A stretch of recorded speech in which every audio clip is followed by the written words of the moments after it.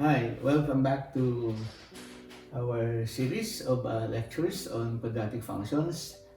For today, we're going to have graphing quadratic functions of the form y equals f of x equals ax squared plus c.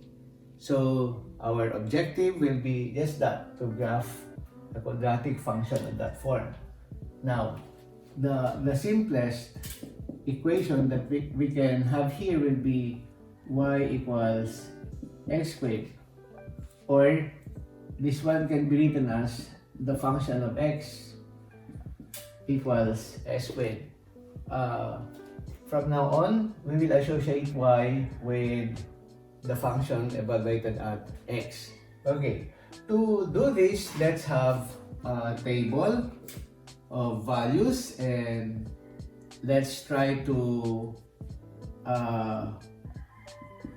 find some points belonging to the graph, and then we're going to have the ordered pair that we will be plotting for that particular point. So for example, when x equals -2 here, we are going to evaluate the function at -2. So f at -2. And evaluating the function at -2 means changing x here to -2. So we have here -2 squared will give me a 4. So when x equals -2, y equals 4. And I will have the ordered pair x -2 and 4. Okay, now I will have another integral value for convenience. Y equals -1. X equals -1. So I'll get here y will be the function evaluated at -1, or -1 squared will give me 1, or this will give me the ordered pair -1 and 1. And suppose I have a 0 here.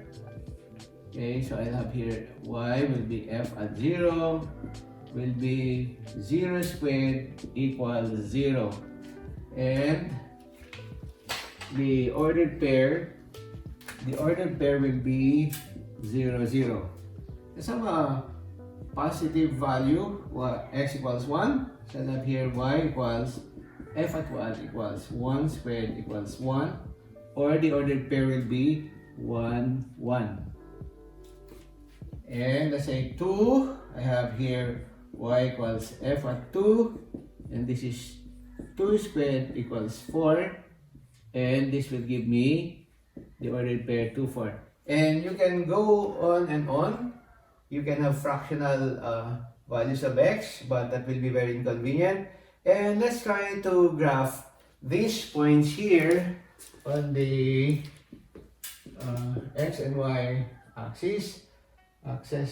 So here we have 1, 2, 1, 2, 1. Make sure to have your scales same in length. Okay, so when x is -2, here -2, x -2 vertically drawn will be here, and then y equals 4 will be drawn horizontally, and their intersection will be the point that we want. So this is the point -2, 4. And then I'll say here -2, 4. And then this -1 and 1, x is -1 here, -1 here, and I will have y but vertically drawn -1, horizontally drawn y equals 1. They intersect here, so this is the point -1, 1. And here 0, 0 here, 0, 0 here, and then 1 and 1 will be here, and 2 and 4 will be there. Okay, what do we notice of this? If we draw a smooth curve here, it goes there, and this one here goes here. This is the graph of y equals x squared. Okay, so roughly we are saying that these are symmetric points with respect to y equals with respect to x equals 0, which means here this is our vertex 0 and 0, and x equals 0 is the equation of axis of symmetry. Okay, x equals 0 is the equation of axis of symmetry. What do we observe here? So if we flip this graph towards this one here against x equals 0, then this portion will actually coincide with this portion. What else can we observe? The domain is what? X element real, because if you are going to project the graph of this onto the x-axis, the extent will cover all the x-axis. So the horizontal extent will be all real. So the domain here is x element real. What about our range? Our range starts from here. The lowest point here is 0, 0. Okay, so your range will be from 0. It includes 0 up to positive infinity. Why is that so? Because the parabola is opening up.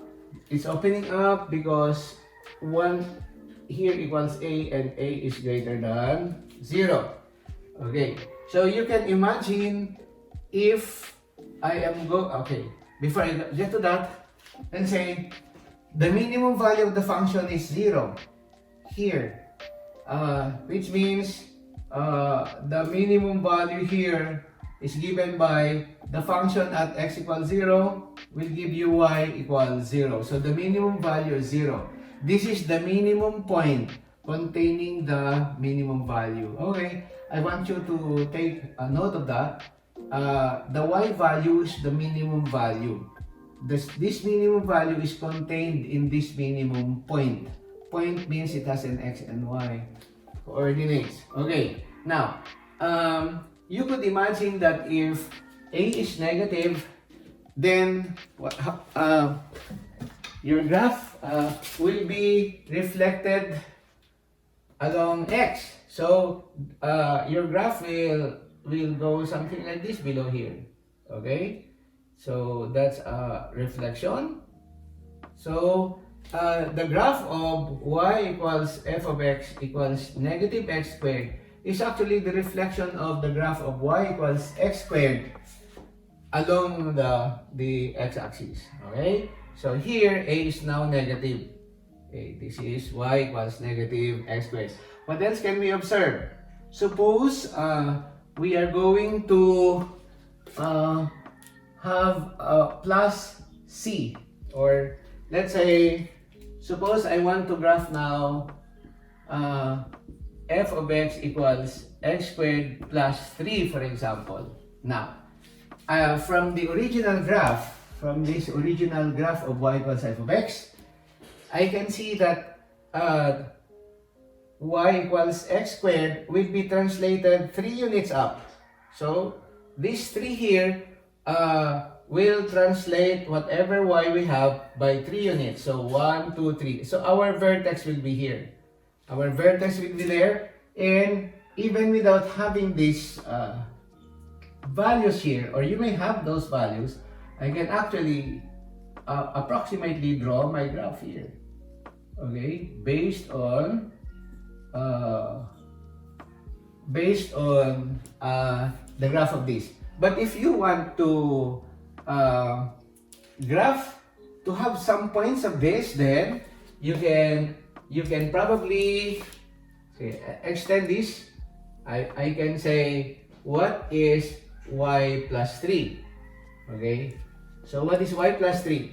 This is the first y, plus 3 is 7, and then 1 plus 3 is 4, 0 plus 3 is 3, 1 plus 3 is 4, and this is 4 plus 3 is 7. And your ordered pair will be negative 2, 7. So negative 2 here, and I count 3, 4, 5, 6, 7. Okay, it's approximately there. Okay, and you can graph negative 1 and 4, 0 and 3, 1 and 4, 2 and 7. Okay, so what if we have negative for this? For example, you will graph f of x equals x squared negative 3. Then, what y will you get here? What y will you get there? You can have 4 plus negative 3 is 1. Okay, this is y minus 3 will be 4 minus 3 is 1. 1 minus 3 is negative 2, 0 minus 3 is negative 3, 1 minus 3 is negative 2, and 4 minus 3 is 1. So, which means you have translated your graph 3 units below. So we have your vertex now will be 1, 2, 3. Okay? So, what happens when x equals 0, when x equals 0, y is negative 3, so you're here. When x equals 1, what happens to x equals 1, y is negative 2, so negative 2 is here. Okay, let me erase this. Okay, and then when x equals 2, y is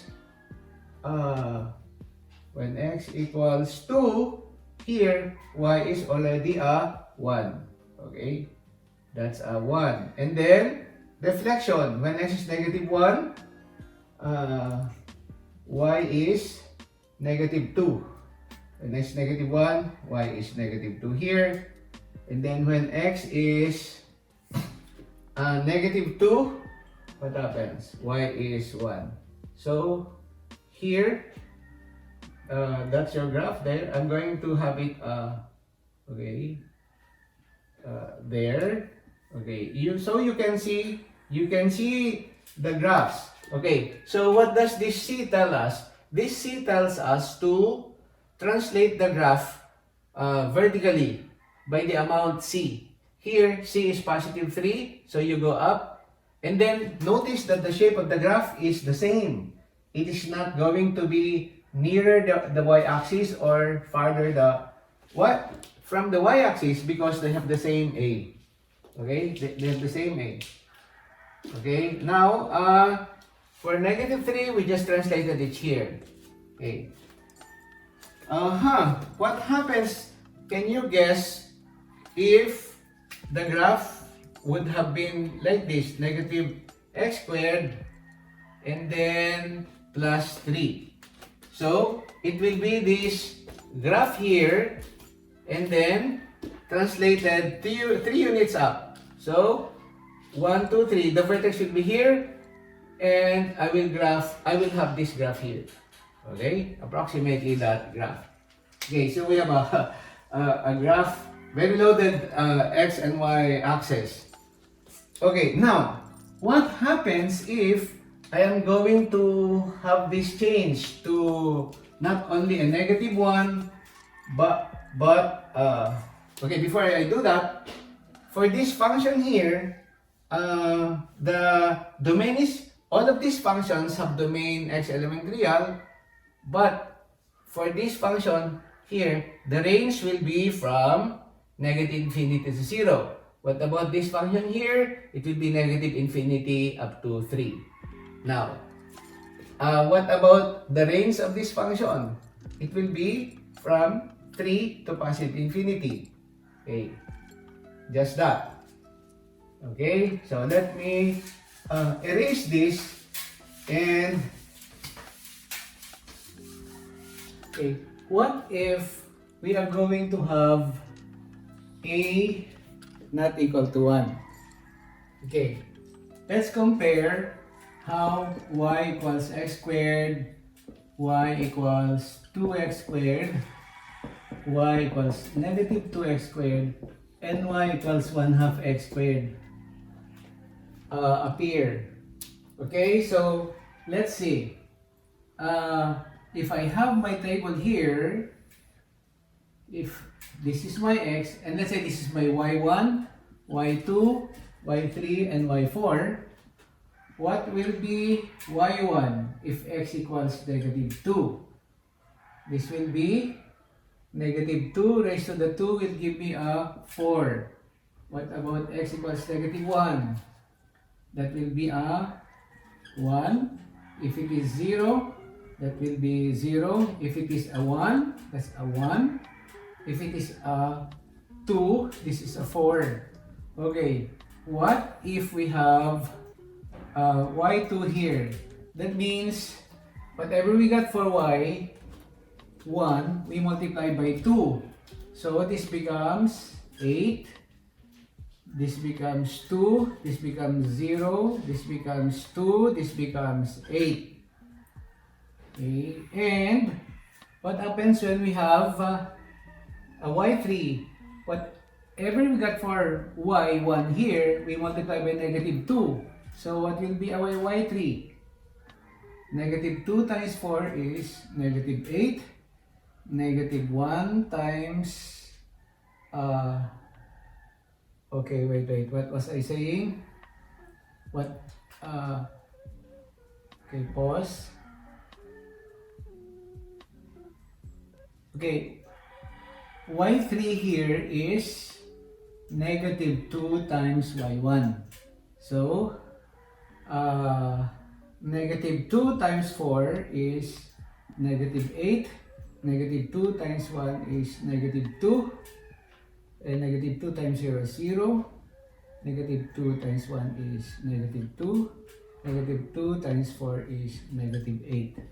Okay. What about y4? y4 is actually 1/2 the value of y1. Okay, what's the value of y1? 1/2 of 4 is 2. 1/2 of 1 is 1/2. 1/2 of 0 is 0. 1/2 of 1 is 1/2. And 1/2 of 4 is 2. Okay, let's graph those functions on one rectangular coordinate plane. Okay, let's have y1 equals x squared, which we have already had before. When x is 0, y is 0. When x is 1, when x is 1, y is 1. When x is 2, y is 4. So it's here. And then, when x is negative 1, y is 1. When x is negative 2, y is 4. Okay, so this is the graph of the first one. Okay, now this is when a is equal to 1. What happens when a equals 2? That means the y of the first one here will be multiplied by 2. So we have here, when x is negative 2, what happens to my y? That becomes 8. So 1, 2, 3, 4, 5, 6, 7, 8. When x is there. And then when x is 2, that's also an 8. So that's also an 8 there. When x is negative 1, y is 2. When x is 1, y is also 2. And when x is 0, y is 0. So let's have this, the graph of y equals 2x squared. So here a equals 2. A equals 2. What about when this one is negative 2? The graph of y2 here is a reflection of the graph of this. Or the graph of this is a reflection of the graph of that. So I will just have to reflect that negative 2x squared. The graph of that is the reflection of the graph of that. So the red one there will be, let's say, this one here. This one is when a equals negative 2. Okay, and what happens if we have 1/2? A, the value of a is 1/2. So we have the value of y1 here. So we have here 2, 1/2, 0, 1/2, and 2. So when x is 0, y is 0. When x is 1, y is 1/2. When x is negative 1, y is also 1/2. When x is 2, y is 2. When x is 2, y is 2. When x is negative 2, y is 2. So let me have this graph here. Okay, that's the blue one there. This is the graph of y equals 1/2 x squared. So a is 1/2.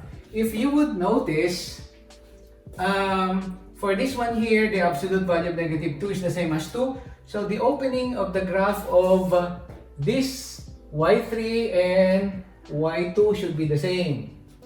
Okay, so